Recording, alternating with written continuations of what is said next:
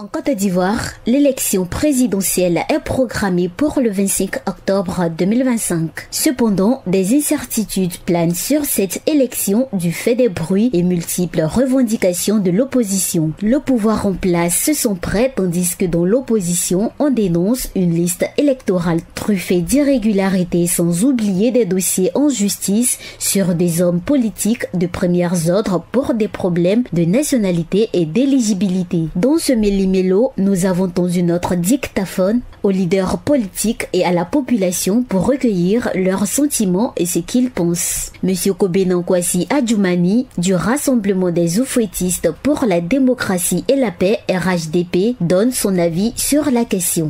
Parce que nous, notre souhait, c'est qu'il y ait une élection inclusive, mais qui s'étende à tous les partis. Donc je peux vous dire que nous, au niveau du RHDP, notre objectif, c'est d'aller à des élections transparentes, à des élections où nous demandons à nos militants d'observer la liberté des uns des autres et de faire en sorte qu'il n'y ait pas de bruit à l'occasion de ces élections. Et Yao Rémy, président de la plateforme pour l'engagement citoyen de Côte d'Ivoire, PECCI, évoque aussi les conditions pour une élection libre, crédible et transparente. Aujourd'hui, plus que jamais, pour qu'il y ait des élections crédibles, transparentes et apaisées, il faut dissoudre la commission électorale actuelle, parce que sa neutralité n'est pas objective. Vous convenez avec moi que la commission centrale actuelle, 99% des membres sont des représentants des partis politiques. Chaque parti politique ne fait que défendre ses intérêts. Or, nous disons aujourd'hui, on ne peut pas être arbitre et en même temps joueur. Pour que la compétition soit loyale, il faut confier cette institution à des personnes neutres qui ne sont pas militants de partis politiques, c'est-à-dire à la société civile. Au Parti démocratique de Côte d'Ivoire, à Rassemblement démocratique africain, le vice-président Georges-Philippe Ezali interpelle les hommes politiques et la commission électorale indépendante CEI. Une élection libre et transparente, vous avez tout libre, que ce soit ouvert à tout le monde, transparent, qu'on mette en place donc les éléments nécessaires pour nous assurer cette transparence, c'est-à-dire la liste électorale, également donc les données, et donc la CEI. Si on arrive donc à structurer la transparence au niveau donc de ces deux choses-là, les contentieux électorales, vous suivez ce qui a été dit tout à l'heure par notre père Mathieu, c'est, comme diraient les Anglais, c'est plus parce que le nombre d'incongruités.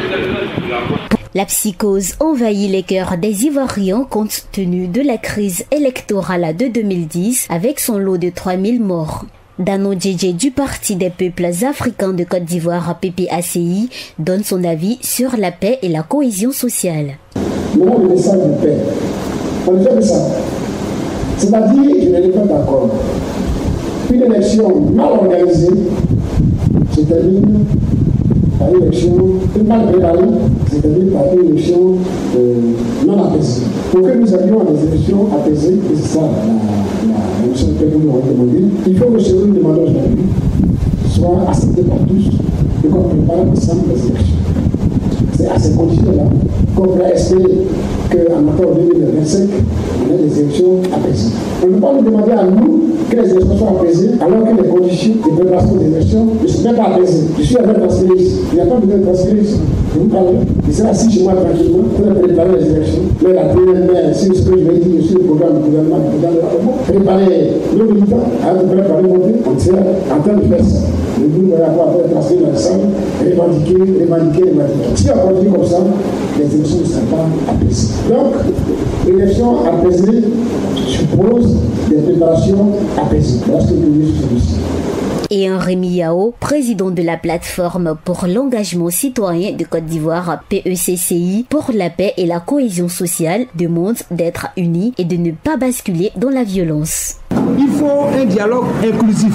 Un dialogue inclusif entre tous les acteurs politiques s'asseoir autour de la même table avec la société civile pour qu'on puisse trouver des compromis, un consensus sur les problèmes clés qui minent le processus électoral en Côte d'Ivoire. Il y a des problèmes clés, mais le parti au pouvoir refuse, le gouvernement refuse qu'il y ait un dialogue. Or, s'il n'y a pas de dialogue, comment on peut faire pour régler les problèmes? Aujourd'hui, les partis de l'opposition ivoirienne, les partis politiques de l'opposition ivoirienne, y compris la société civile, nous sommes tous unanimes. Il faut qu'on arrive à se retrouver autour de la même table.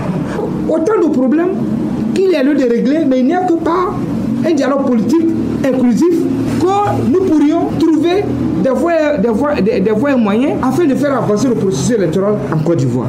Il faut noter qu'à quelques mois de l'élection présidentielle, les uns exigent la dissolution de la commission électorale indépendante CEI. Un certain nombre réclament le report des élections, tandis que d'autres veulent l'audit de la liste électorale. APRA, Agence Presse, Radio et Audio.